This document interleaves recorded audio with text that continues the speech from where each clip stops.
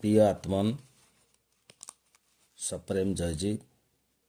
ଅନ୍ଧକାରରେ ବସିଥିଲେ ମଧ୍ୟ ବିନା ଆଖିରେ ଦେଖୁ, ବିନା ଆଲୁଅରେ ଆମେ ନିଜକୁ ଦେଖୁ ଏବଂ ଜାଣିପାରୁ ଯେ ଆମ୍ଭେ ଏଠାରେ ଅଛୁ।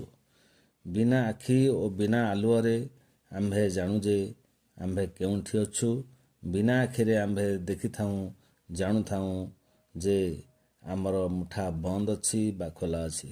କିନ୍ତୁ ଆଖିରେ ନ ଦେଖି ଅନ୍ୟକୁ ଜାଣିପାରୁନାହିଁ ଯେ ସେ ଅଛି ବା ନାହିଁ, ସେ ନିଜର ମୁଠା ବାନ୍ଧିଛି ବା ଖୋଲା ଅଛି। ଆମେ ନିଜର ମନର ଶବ୍ଦ ଗୁଡ଼ିକୁ ବିନା ବାଣୀରେ କହିପାରୁ ଓ ବିନା କାନରେ ଶୁଣିପାରୁ, କିନ୍ତୁ ଅନ୍ୟର କଥା ବିନା କାନରେ ଶୁଣିପାରୁନା।